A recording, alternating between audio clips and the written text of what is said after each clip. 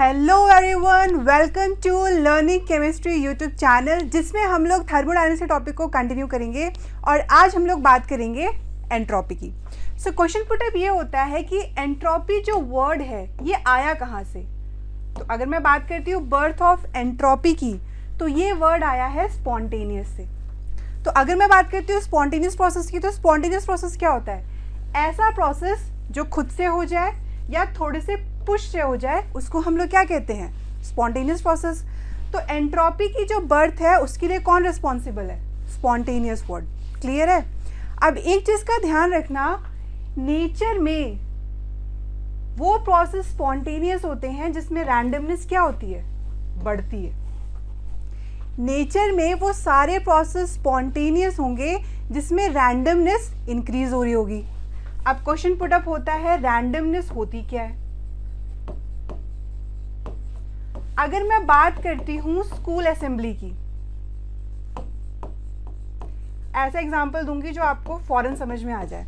अगर मैं बात कर रही हूँ स्कूल की असेंबली की, तो जब तक स्कूल की असेंबली में टीचर्स, प्रिंसिपल्स और अदर कोऑर्डिनेटर्स अवेलेबल है वहाँ पर, तब तक जो स्टूडेंट्स होते हैं ना, वो प्रॉपरली लाइन में लगे रहते हैं, जो मॉर्निंग प्रेयर होती है आपकी।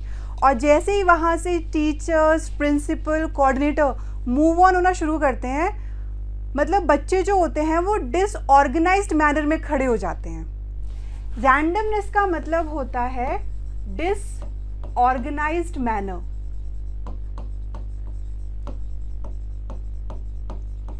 क्योंकि किसी भी चीज़ की ऑर्गेनाइज्ड होने की जो प्रोबेबिलिटी होती है ना, वो हमेशा कम होती है। प्रोबेबिलिटी किसकी ज़्यादा होती है? डिसऑर्गेनाइज्ड होने की प्रोबेबिलिटी सबसे ज़्यादा होती है। और इसका एग्जाम्पल आप डेली लाइफ से रिलेट कर सकते हो आसानी से। क्लियर हुआ? क्योंकि अगर मैं मान लो मैंने एक बॉक्स में 15-20 बॉल रख दी, और जो 15-20 बॉल है उसमें 10 बॉल रेड कलर की है और 10 बॉल येलो कलर की है, और मैं आपसे कहूँ कि आपको उन 10 बॉल में से इस तरीके से बॉल निकालनी है, एक रेड कलर की होनी चाहिए, दूसरी येलो कलर की, फिर रेड कलर की, फिर येलो कलर की। तो इस तरीके का पैटर्न निकालने की जो प्रोबेबिलिटी है वो बहुत ही कम है। क्योंकि जब भी हम लोग बॉल निकालेंगे तो वो रैंडम बॉल्स निकालेंगे। हो सकता है कि दोनों रेड कलर की आ जाए, हो सकता है कि दोनों येलो कलर की आ जाए। एक पैटर्न में उस चीज़ को फाइंड आउट करने की जो प्रोबेबिलिटी है ना, वो हमेशा कम होती है। तो जहाँ पर रैंडमनेस ज़्यादा है वो कैसा प्रोसेस हो जाएगा? स्पॉन्टेनियस। क्लियर हुआ? आप समझ में आ गया कि रैंडमनेस क्या होती है? ठीक है। तो अगर अब मैं बात करती हूँ एंट्रोपी की, एंट्रोपी है क्या बेसिकली? तो एंट्रोपी को हम लोग डिनोट करते हैं कैपिटल एस से, और entropy is a measure of randomness और डिसऑर्डर ऑफ द सिस्टम। किसी भी पर्टिकुलर सिस्टम में कितनी रैंडमनेस है या कोई भी पर्टिकुलर सिस्टम कितना डिसऑर्डर्ड या डिसऑर्गेनाइज्ड मैनर में है, उसी से हम लोग क्या मेज़र करते हैं? एंट्रोपी मेज़र करते हैं। क्लियर है? समझ में आया?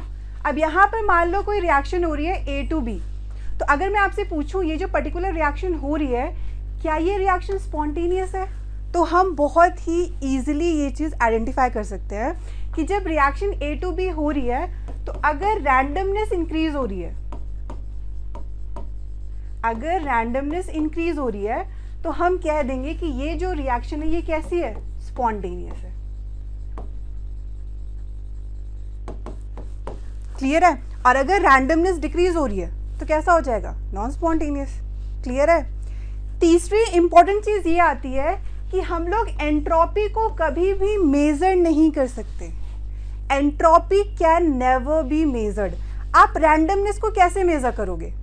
मान लो अगर मैं आपसे कहूँ कि एक क्लास में 150 स्टूडेंट्स हैं, ठीक है, और जिसमें से 3 स्टूडेंट्स हमेशा टॉप में रहते हैं, तो मैंने उसमें भी 3 स्टूडेंट डिसाइड किए, और वो 3 स्टूडेंट मैंने कैसे डिसाइड किए? उनके मार्क्स के बेसिस पे, जिसमें मैं कंपैरिजन कर रही हूँ।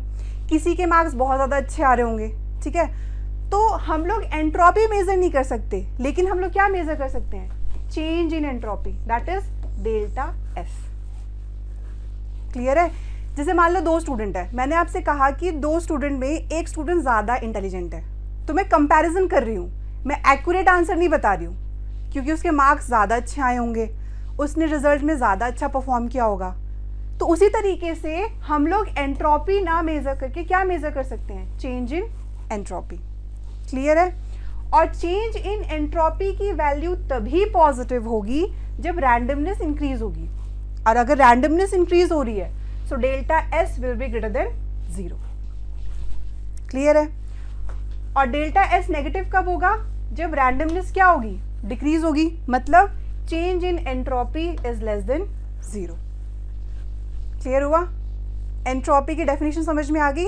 Entropy is a measure of randomness और disorder of the system. Clear है? अब यहाँ पर अगर मैं बात कर रही हूँ एक रिएक्शन की जो बहुत ज़्यादा इम्पॉर्टेंट है और इससे क्वेश्चंस नीट में आए हुए हैं, इवन जेई में भी स्टेटमेंट वाले जो क्वेश्चन होते हैं। तो अगर मैं बात कर रही हूँ इस पर्टिकुलर रिएक्शन की, तो मैंने आपसे कहा कि कोई रिएक्शन है A to B हो रही है। अगर रिएक्शन A to B हो रही है तो हमने ये मान लिया कि जो रैंडमनेस है वो इंक्रीज हो रही है, और अगर रैंडमनेस इंक्रीज हो रही है तो वो कैसा प्रोसेस हो जाएगा? स्पॉन्टेनियस। ठीक है, तो डेल्टा एस क्या हो जाएगा? Positive, which means delta S is greater than 0। Clear है? लेकिन B to A to B कौन सा प्रोसेस हो रहा है? स्पॉन्टेनियस। और B to A कौन सा प्रोसेस हो रहा है? Non spontaneous. तो जो आपकी डेल्टा एस की वैल्यू वो क्या हो जाएगी? नेगेटिव, क्योंकि नॉन स्पॉन्टेनियस होने का क्या मतलब है? जो रैंडमनेस है वो क्या हो रही है? वो डिक्रीज हो रही है। डेल्टा एस नेगेटिव है, मतलब delta S is less than 0।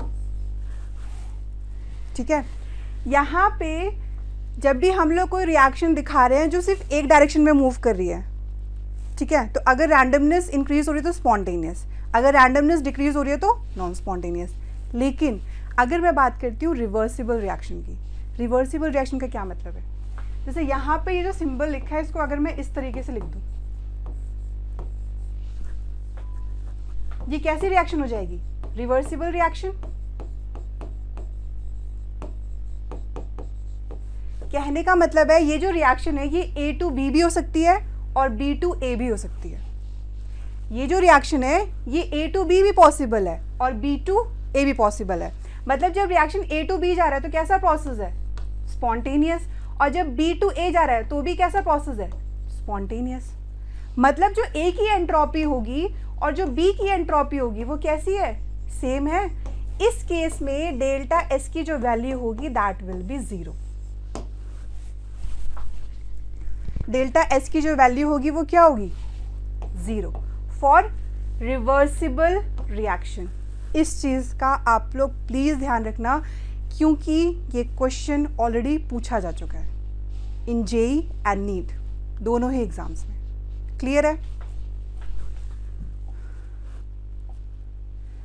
अब अगर मैं बात करती हूँ कुछ इंपॉर्टेंट पॉइंट्स की जो किससे रिलेटेड है? एंट्रोपी से। So entropy is a state function, और अगर एंट्रोपी स्टेट फंक्शन है तो वो किस पे डिपेंड करेगा? इनिशियल और फाइनल पॉइंट पे। That is delta S is equal to S final minus S initial. मतलब जो चेंज इन एंट्रोपी है वो क्या हो जाएगा? Final entropy minus initial entropy. और ये किस पे डिपेंड नहीं करता? पाथ पे डिपेंड नहीं करता। It does not depend upon path through which change occur. और अगर मैं बात करी किसी पर्टिकुलर केमिकल रिएक्शन की, अगर मैं बात कर रही हूँ किसी पर्टिकुलर केमिकल रिएक्शन की, उस केस में जो चेंज इन एंट्रोपी होगी that will be entropy of product minus entropy of reactant. Understood? कोई डाउट तो नहीं? क्लियर है? अब एक इंपॉर्टेंट क्वेश्चन है जो जेईई मेंस में आ चुका है। If I am not wrong it is 2007 और इन 2008।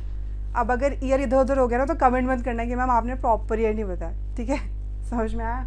चलो, अगर मैं बात करी इस पर्टिकुलर क्वेश्चन की, तो क्वेश्चन कह रहा है कि आपको change in entropy find out करनी है फ्रॉम A to B।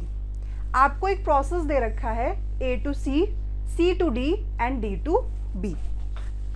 इसको अगर मैं दोबारा रीड्रॉ कर दूं, so this will be like this. Okay, और जो चेंज इन एंट्रोपी है from A to C it is plus 50 EU। तो EU आपकी क्या है? ये यूनिट है किसकी? एंट्रोपी की। और कौन सी यूनिट है? Non SI unit of thermodynamic entropy, क्योंकि जनरली जो हम लोग एंट्रोपी की यूनिट, मतलब एंट्रोपी को जिसमें हम लोग मेज़र करते हैं, वो होता है 1 कैलोरी पर केल्विन मोल, ये होती है। बट क्वेश्चन में यही गिवन है, ठीक है, तो इससे घबराने की कोई ज़रूरत नहीं है। क्लियर हो गया? तो delta S C to D, entropy change from C to D कितना आ रहा है? +30 EU। Entropy change from B to D कितना आ रहा है? +20 EU। और आपसे क्वेश्चन में पूछ रहा है आपको एंट्रोपी चेंज फाइंड आउट करना है फ्रॉम ए टू बी। तो अगर आप लोग ध्यान से देखो तो जो एंट्रोपी चेंज है फ्रॉम ए टू सी, तो ए आपका इनिशियल हो गया और सी आपका फाइनल हो गया। जो डेल्टा एस है आपका ए टू सी, ए इनिशियल है, सी फाइनल है, क्योंकि चेंज इन एंट्रोपी हम कैसे लिखते हैं? S final minus S initial, यही तो लिखते हैं। तो मैं इसको इस तरीके से लिख सकती हूँ, S C minus S A equals to +50 EU। Yes और नो? उसी तरीके से delta S C to D, तो इसको मैं किस तरीके से लिख सकती हूँ? डी आपका फाइनल है, सी आपका क्या है? इनिशियल। तो ये हो जाएगा S D minus S C equals to +30 EU। Clear है? उसके बाद आ रहा है आपका, उसके बाद आपका आ रहा है delta S B to D.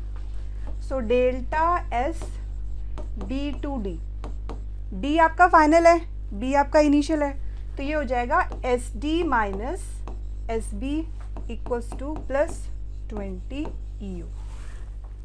Clear है? इतना समझ में आ गया? अब अगर आप लोग इसको ध्यान से देखो तो अगर मैं इन सबको ऐड ऑन कर दूं, सी से सी कैंसिल आउट हो जाएगा, लेकिन डी से डी कैंसिल आउट नहीं होगा, क्योंकि हमें ए और बी चाहिए। अब मैं क्या करूंगी, अगर मैं इस थर्ड वाली इक्वेशन को, इस पूरी इक्वेशन को -1 से मल्टीप्लाई कर दूं तो क्या होगा? तो ये हो जाएगा S B minus S D equals to -20 EU। Yes और नो? जो थर्ड इक्वेशन जो बन रही थी, मैंने उसको पूरी इक्वेशन को माइनस से मल्टीप्लाई कर दिया, यही तो बन रही थी, S D minus S B equals to +20। और अगर मैं इसको पूरी इक्वेशन को -1 से मल्टीप्लाई करूंगी तो क्या हो जाएगा? Minus S D plus S B और -20, that is S B minus S D equals to -20। ये तो होगा, और ये चीज़ मैंने लिख दी है। अब क्या करूंगी, अब मैं इसको ऐड ऑन कर दूंगी। हमने जो 3 इक्वेशन बनाई इसको ऐड कर दो, तो सी से सी कैंसिल, डी से डी कैंसिल, हमें क्या मिल जाएगा? S B minus S A, and that is 50 + 30 - 20 which is equal to 60 EU। क्योंकि जो आपका delta S A to B है, इसको मैं क्या लिखूंगी? S B minus S A, यही तो लिखूंगी, और ये हमारा कितना आ रहा है? +60 EU। So B is the correct answer। Clear है? कोई डाउट तो नहीं? सो क्लास क्वेश्चन इसी तरीके से आते हैं, ठीक है, लेकिन अभी एंट्रोपी ख़त्म नहीं हुआ है। अभी हम लोग बात करेंगे एंट्रोपी के फॉर्मूले की। आज मैंने बात करी है सिर्फ एंट्रोपी की डेफिनेशन के बारे में, एंट्रोपी का फॉर्मूला, फिर एंट्रोपी का फॉर्मूला क्या क्या निकल कर आता है डिफरेंट प्रोसेसेस के लिए। तब तक के लिए अगर आपको इस लेक्चर से कोई भी डाउट है तो आप कमेंट कर सकते हैं। Till then keep smiling, keep shining and good bye.